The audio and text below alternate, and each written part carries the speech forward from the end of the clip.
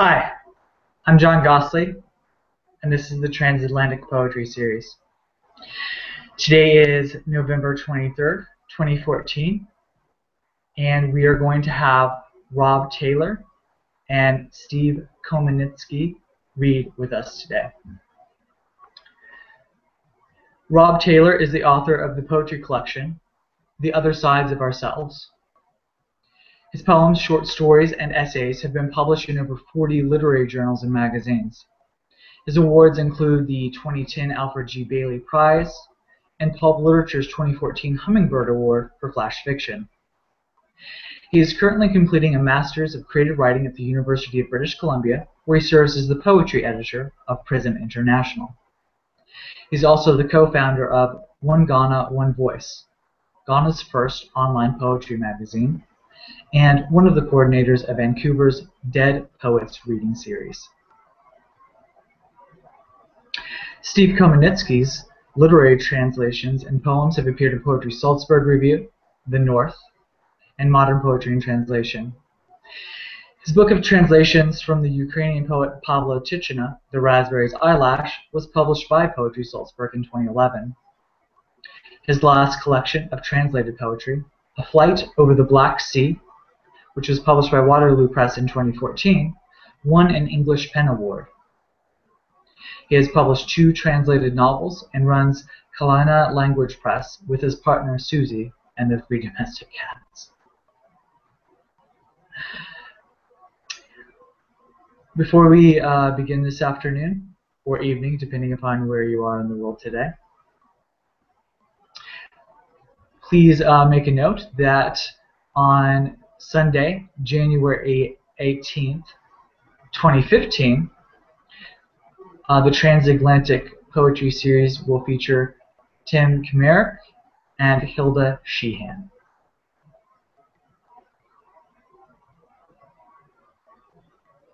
All right, and we're looking forward to hearing you read this evening, Rob, and over to you.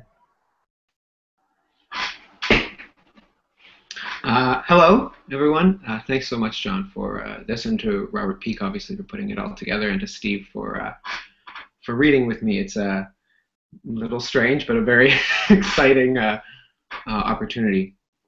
I actually was really excited to be invited to do this because of the kind of writer I am and the kind of writing life I have. I've mostly lived in Vancouver, British Columbia for most of my life, but I've traveled quite a bit. I lived in India when I was a child for a while. I've lived in different parts of Africa and Ghana, where I started this literary magazine that John mentioned, One Ghana, One Voice, and in Zambia. And I also, my wife is Polish, so we're regularly traveling to Poland. And so I feel my influences, the people who I'm interested in speaking with about poetry and communicating about ideas around poetry, are all over the place. And I've always looked for ways, web magazines, whatever it might be, to bring everyone together. So I'm really excited about an initiative like this and very pleased that I can be a part of it.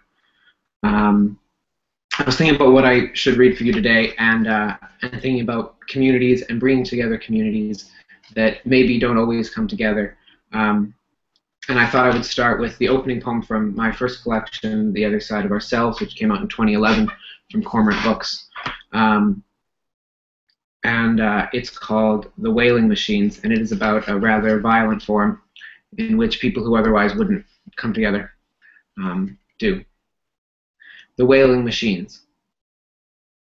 I wanted to say, look, this intersection, this place where we have come together and stopped traffic, is the only place we ever could have met, you and I, pistons that never before aligned, even when the engine was at rest, that had to wait until the whole contraption burst and we were spilled out onto the pavement to see that, yes, all those hints, those darting noises, glints of steam and light held truth, that there are others as startled and ragged as ourselves.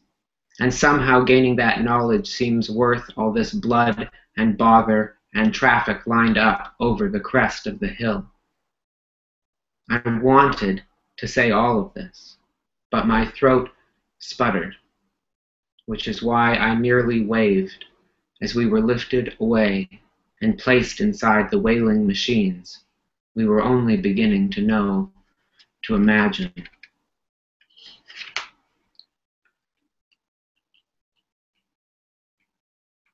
I'm just going to read one more poem from the book. It came out in 2011. I'm most of the way to a second collection now, and I'm excited about those poems, so I'll mostly be sharing new poems with you.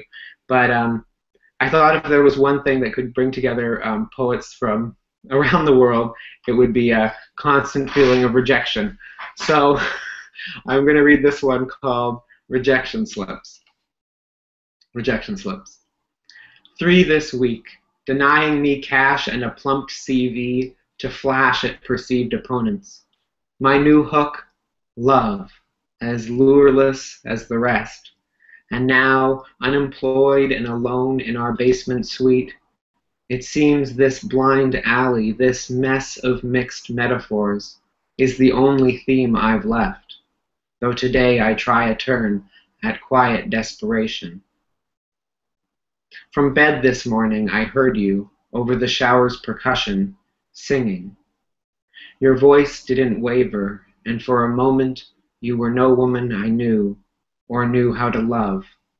And that awakening drew from me a tenderness I can't describe, which explains the rejections, I suppose. I can never say what I intend. This was to be a sonnet, for instance, and a lament.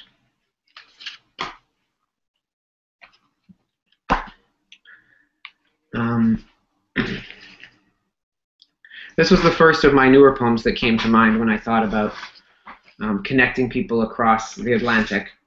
And as suggested in the poem, I wrote it the day after Seamus Heaney died. The day here in Vancouver, we woke up and learned about it. It's called Weather in Dublin. The night Heaney died, it rained so hard in Vancouver the gutters clogged, flooding the streets. In all our years in the city, we'd never seen rain like it. We shouted as much to our neighbors, who were all at their windows, and they nodded and laughed and agreed.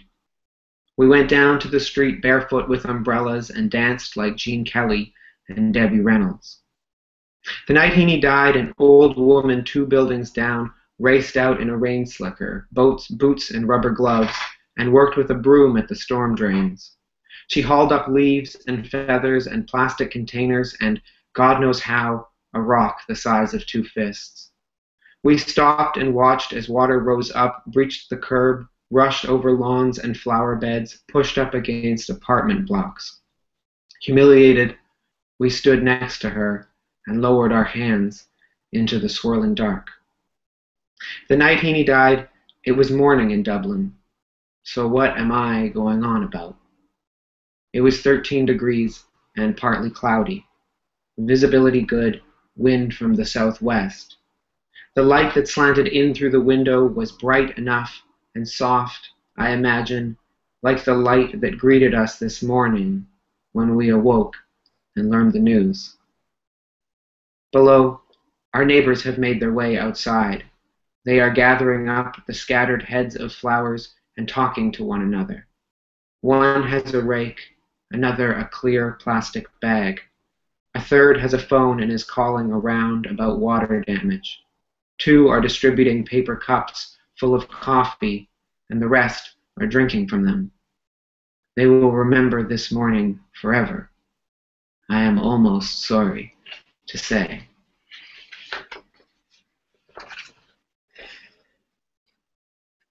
My wife and I were in Poland this summer visiting her family, and on the way back home, we stopped off in Paris for a week, which seemed like a very good idea and proved to be one.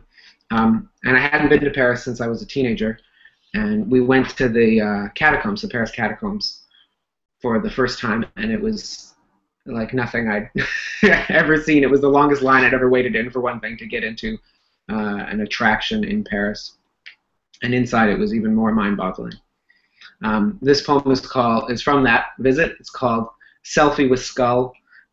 So you can just imagine a skull here next to me, and you'll get you'll get the idea. Selfie with skull. One dead 5 centuries, one not quite yet. The head that's left us, and the head that's left. Quick photos, minor thefts amidst the swirl of tourists and bones. In the Paris catacombs, life and death press up together, grinning.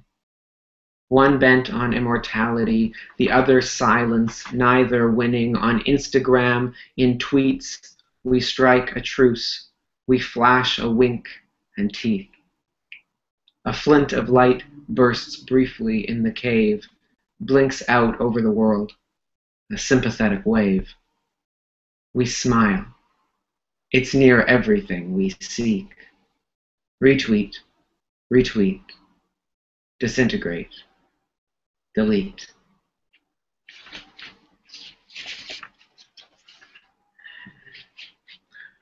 This is a very new one. I wrote this 2 days ago. Probably based off the same thing, being in a lot of airports in my life. It's called Humanity. Humanity. I understand everything about you, except the airplane queue. The boarding call blurps out and up you surge. You'd crush the children, shove your elders, purge the handicapped, if not for rules the PA voice prescribes. Money first, then poverty. This side, that side. Your class and seat assigned, what drives you on? First shot at the in-flight mag, a top-notch luggage spot, the wide array of vomit bags, or just the need to be inside, to nudge some inches forward on the ride. You snake around the bend, you crane and sigh and Valium, clip breath, inflated pillows to your necks. Please, tell me, sirs and madams of the line, will this always be our state? To strive and not to yield, and breathless wait?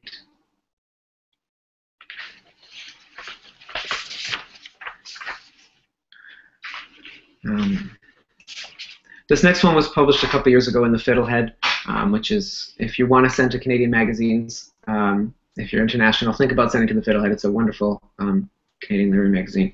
And it is called Transatlantic. So I felt like I had no choice but to read it here. Transatlantic. The yellow tail of a train trailing sulfur split the track in two. I have come from visiting my brother. Disease piled snug in him like cargo in a transatlantic hold. At the edge of my vision, a switch where the train paused a moment, powder pyramiding beneath it. You're going to make it, I'd said, and whatever that meant, I'd meant it.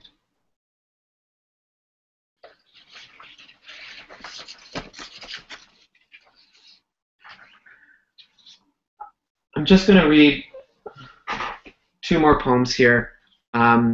The second to last one is from a chapbook that I wrote called Smoothing the Holy Surfaces. It was published by the Alfred Gustav Press here in Vancouver. It's just a wonderful press. I think it's $15 to subscribe. You get 3 handmade, signed by the author, instantly rare chapbooks, 3 in the spring, 3 in the fall. And it's one of the best things going in Canadian poetry. So if you feel like getting some Canadian chapbooks in your hands, check out the Alfred Gustav Press. And I had a chapbook come out with them in 2012 of poems about my mother, specifically poems in which violence occurred between myself and my mother, which isn't what it sounds like. It's moments where some accident or calamity brought this into our life, which normally is a very peaceful, loving relationship. And I found those events to be a way to break into talking about my mother. My father died when I was 12, and my mom raised me. So it's easy for me to talk about my father, who I have some distance from. It's very hard for me to write poems about my mother. So this was a way for me to have a little humor, a little chaos to get into these poems. This is the first poem from the chapbook. It's called "You Ask Me About My Mother." You ask me about my mother, so I tell you how she slammed the neck. I'm going to start that again. You ask me about my mother, so I tell you how she slammed the trunk of our Toyota on my neck when I was 3 and wandering, and she was in a rush for groceries. No harm was done, I say, and so you laugh, and I laugh, as does my mom each time she hears me tell my story, which isn't mine, of course, but hers. My brain back then a royal of loose ends, a squall within which stories wouldn't last unless she lashed them there. The scene, the thud and wail, the nightmare snap that might have been, the unexpected ways that terror rises from its resting place beneath. All these she offered me, wrapped within her story and her laugh. The laugh which smoothed the knots and fused the sea inside me.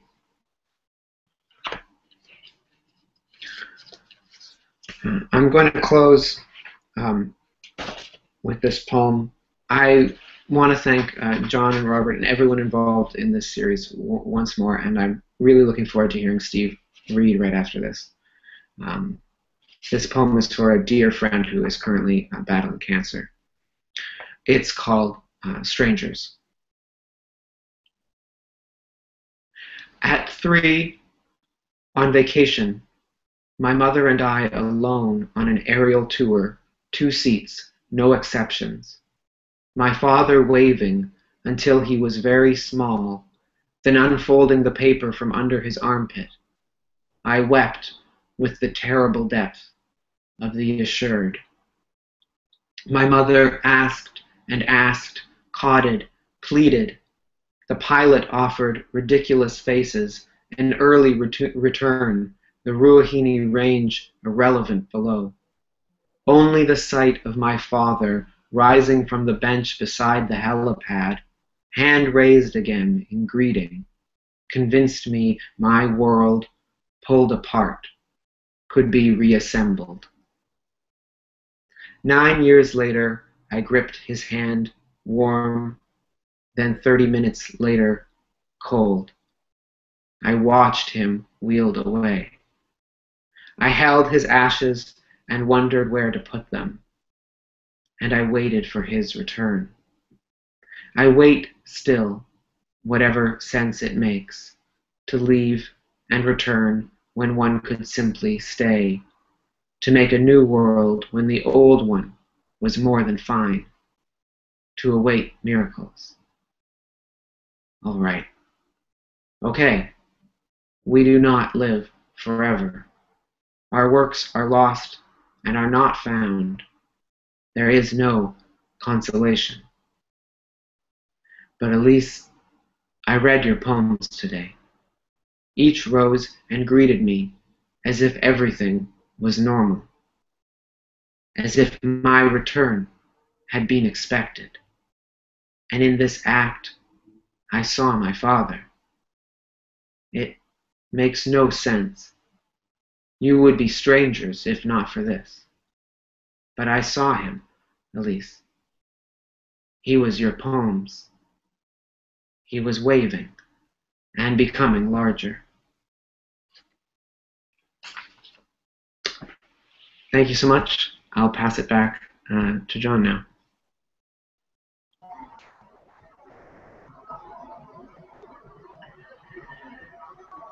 Thank you for that, Rob. It was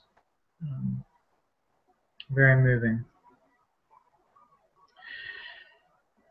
Next, we will have Steve Komarnyckyj read. He has been on the international literary scene for a long time and done a lot of very important work in translation from the Ukrainian into English and vice versa. One of the real lifeblood things of poetry and contemporary literature is work in translation. That's what really, sets the literary world apart from a lot of the other arts worlds. So, Steve?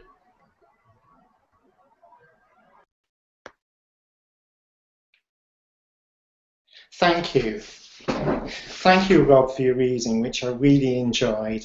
I'd also like to thank John and Fjords Review for hosting this marvellous event. It's a real thrill to have the chance to communicate my work, and not only my work, but that of the writers that I've translated. The first poem I'm going to read is by the author Pavlo Tychyna, who was the most important Ukrainian poet of the 20th century. And you can find it in these two books, The Raspberry's Eyelash, published by Poetry Salzburg, and also a collection which I did with the Pavlo Tychyna Museum, where the poplar grows, and just a quick hello to Kiev. I'm very conscious, by the way, that as I read these poems, that Ukrainians today are commemorating the Holodomor, the genocide famine of 1932 to 33, and that Ukraine is suffering as the result of another attack from a rapacious and corrupt Russian government. So I would like to dedicate this reading to those Ukrainians who are fighting to protect the freedoms of the West, if you like, and the freedom of Europe. This poem by Tychyna was written in the 50s and is about a war-ravaged landscape regenerating. Crown. The fir trees stand so quietly. Even if you call out, your voice fades into their silence. The forest is lost in thought as its green, clawed fingers wave, its depths immersed in a dream or sorrow. More than one of the trees, hunched and burnt. When the war came, they were left, like hair cut roughly by a knife. The fir trees look down into the lake at their reflection, watching time remake beauty. Each bows at its shape in the water, where a fish splashes the surface. They yearn towards each remade crown.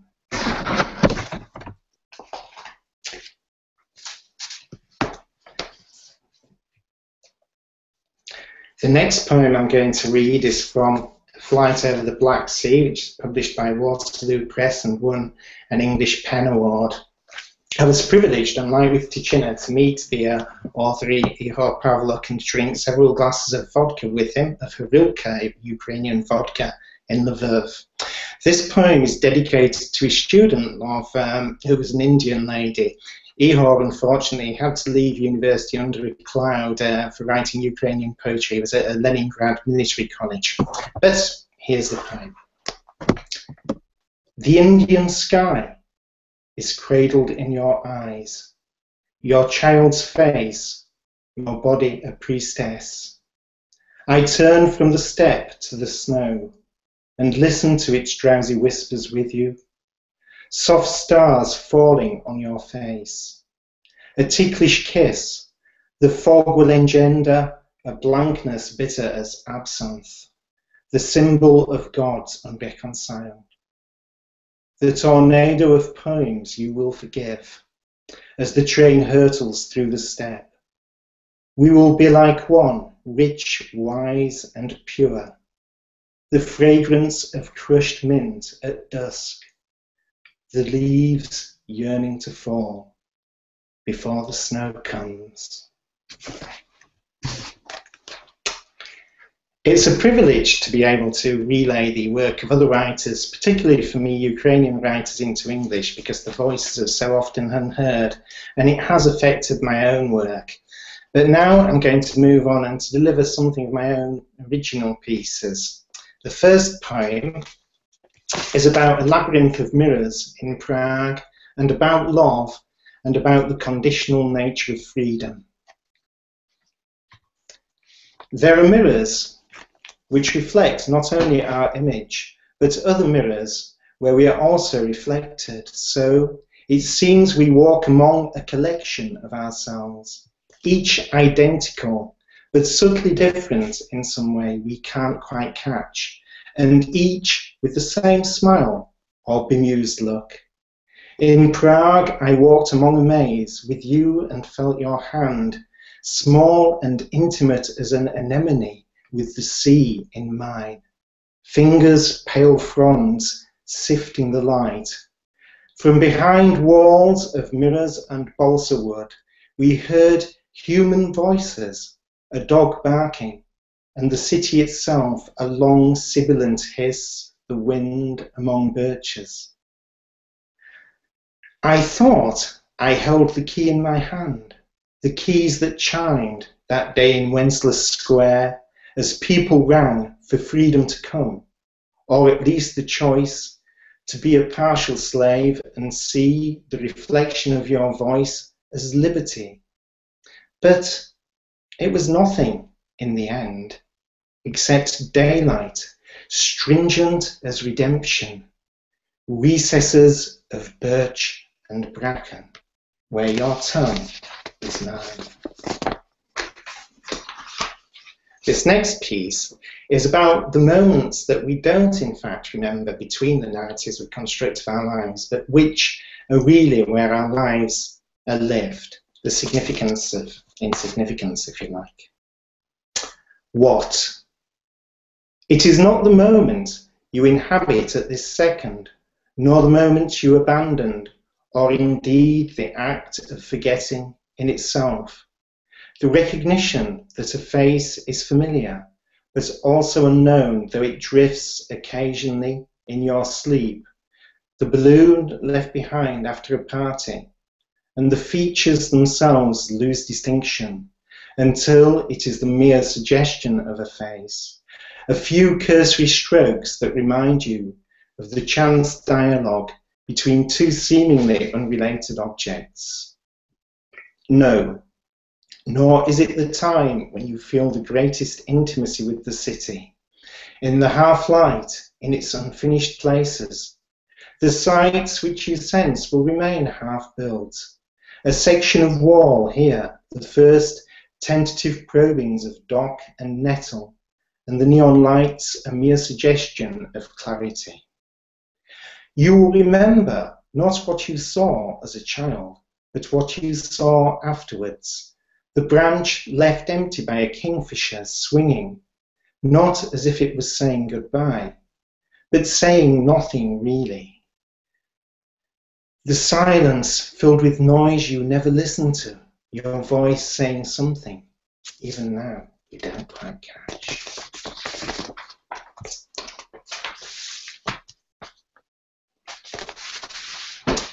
This next piece is just the introduction to a sequence on Che Guevara, which splices obviously scenes from his life and images from my honeymoon in Havana and contemporary Cuba.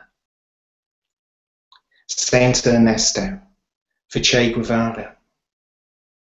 And if the Jesu de Havana held his arms apart in the piss-coloured light over Cuba, that was no comfort to the cotton swans swimming on the cotton lake, where I broke surface among the furze, chalky escarpments, satin ejaculated gauze, and dived again into the depths cool as a mojito of Moorish Hispanic mezzanine.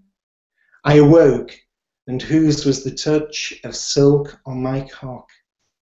Who was the lily swaying at dusk, who wore the glass of a waterfall as a frock? I yearned to weep for the ashes of Che Guevara, Bolivia, and sleep.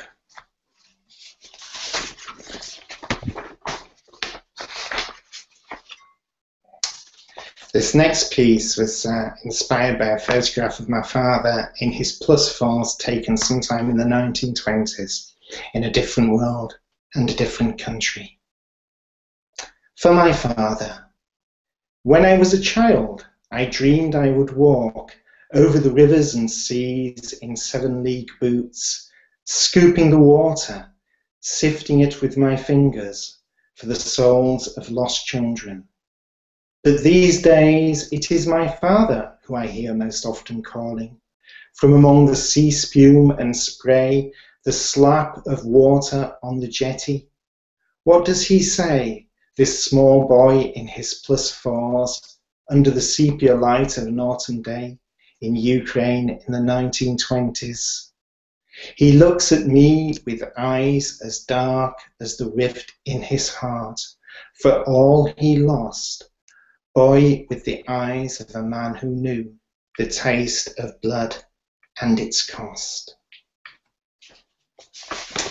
Well, coming up to the last couple of poems now.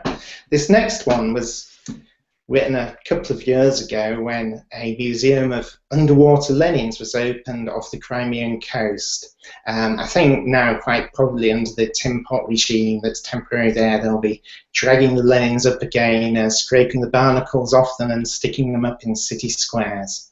I also wanted to see how many times I could get the word shit into a poem, and I managed it precisely 6 times. Lenin takes a dip, or the poem with the word shit in it, 6 times. There is something remorseless about how the waves brush the sides of the boat, and how the heat makes Balaclava ripple, and the distant bluffs unreal, the headland a crumbling skull. I relax and breathe and roll, backwards to fall, wriggle, then balance. Silence. A black sea base gives me a blank glance. Its eyes are buttons, buttons of polished jet, the dorsal spines, needles of black bone. It's got rhythm, man. 5 beats, and it's gone. I kick my way down to the bed, deep blue light, scarves of weed undulate. I move slowly, the water's weight makes time dilate and sound radiate. Your wordless shout surrounds me slowly as you drift, back heel pearls, and lift a couple of feet to where the white bust of Lenin stares through the coastal waters. His eyes blank as 2 ducks' eggs, his wordless gaze begs, or seems to beg. I've got him pegged with an old quote that bubbles towards the boat. What is Russia? Russia is shit, he said once. Shit, honvo. And his glance is shit too, shit or bad art. We dance in the dark light around him with linked arms and celebrate all the shit things. Even a murderous statue has its charms. Then just one more poem, which is called Tickling, about my father again, who was able to tickle trout, just catch them with his bare hands. Tickling. My father, with his trousers rolled up to his knee, stood in the beck in peat-stained water that was the gold orange of a delicate tea, though curious frills of lace and snow bloomed over the stones nearby, and his feet were either bronze or ivory.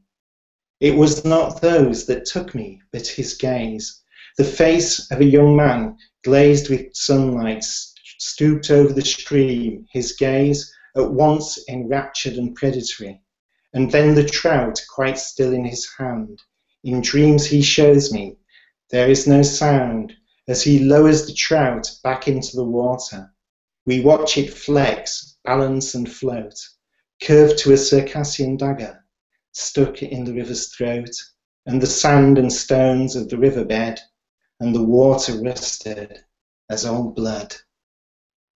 Thank you. I stumbled a couple of times over that last poem, but hopefully conveyed it. Thank you very much again. It was a real privilege to read with Rob, and thank you, John, for hosting this event. I'm going to click off and sign out, and thank you and good night, and thank you for listening, everyone. Good night.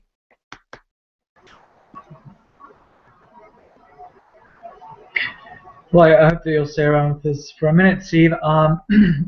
Traditionally, at the end of the Transatlantic Poetry Series, we have a Q&A session where viewers have asked some questions. And since we seem to be a little bit sparse on those for this episode, I have some questions, which I always have lots of questions. It's just in my nature to be inquisitive. So, Steve, can you tell us a little bit about why you decided originally to begin working in translation and how long it was from the beginning of when you made that decision to when you found publication for some of that work? Thank you. I am of Ukrainian background, of Ukrainian parentage, and have always been, if you like, fascinated by the language. I became aware that basically Ukraine was a colony of Russia, but also the perceptions of Ukraine and understanding of its literature had also been colonized, and that kind of gave me, if you like, as I explored the literature, a determination to convey its riches in English. I began to translate maybe about, it's difficult to say, perhaps in 1990, but it took me years because I had to find a way, a series of approaches to convey the work into English. I wanted the poems to sing, the translations to sing as poetry in English, and that was the real challenge for me. So I had to develop as a writer. So yeah, that's the best answer I can give to your question, John.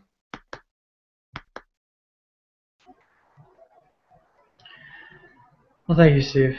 Having been familiar with your work for a long time and read your work in translation and published some of it as well in Fjords, definitely a big fan of that. And your work does definitely sing in translation. Rob, maybe you could tell us a little bit about how you came to poetry. Oh God, it's a tough one.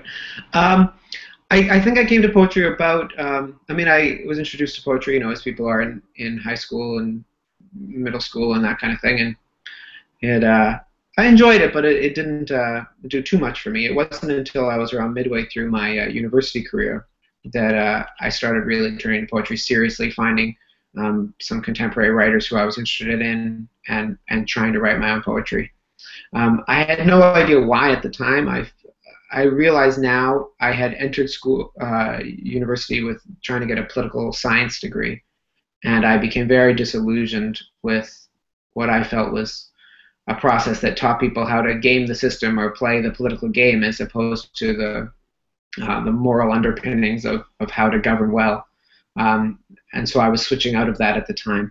And I also realized that my father was a minister, and that while I didn't believe all of the dogma of the church, having been away from the church for a while, I was missing that time to have some kind of social gathering where you think about the big questions of life. And I think that disillusionment with this one path, and also inability to fully embrace kind of a religious path, somehow poetry was there at the right time, and it clicked as a way that I could gather with other people. I could talk about the big and difficult ideas with people. I could share in that kind of community. It just came at the right time, and I loved it, and I've been doing it ever since. That's my long answer.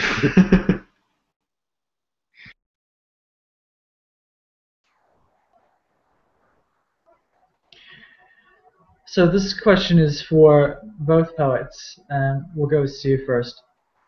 How long do you generally spend working on your poetry, your personal poetry, over the time span of a month?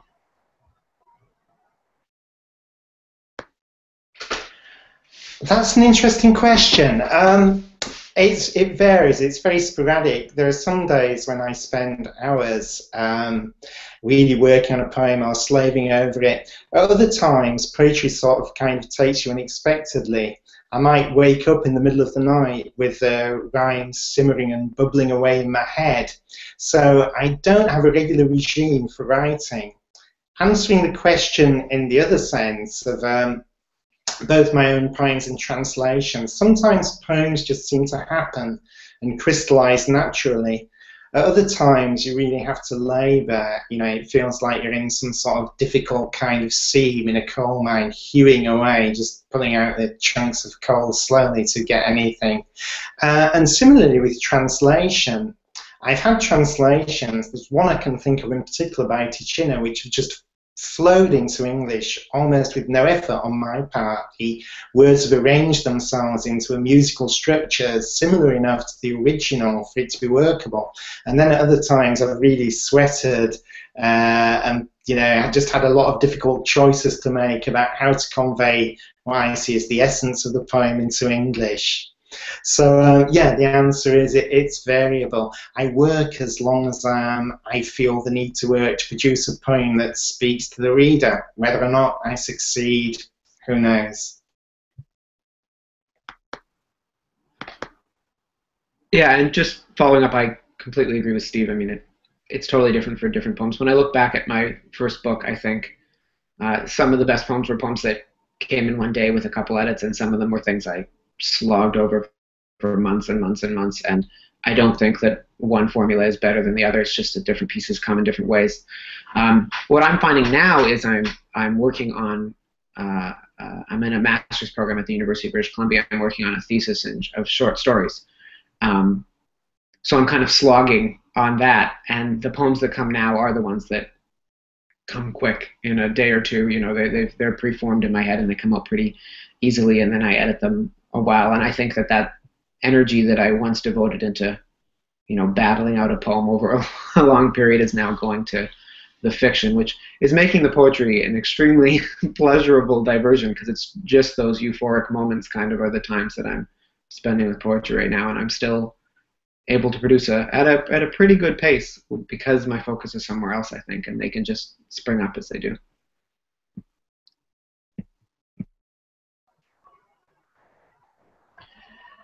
Thank you, Steve and Rob, for answering those questions, and thank you for making yourselves available to read with us this evening. It's been very nice having you both here, and thank you everybody who has tuned in this evening for listening to and supporting the Transatlantic Poetry Series. On quick reminder, on January 18th next year, which is Sunday, January 18th, the Transatlantic Poetry Series will feature Tim Komarnyckyj and Hilda Sheehan. So we hope that you all will tune in for that as well, and have a great rest of the weekend. Good night, good afternoon, depending on where you are.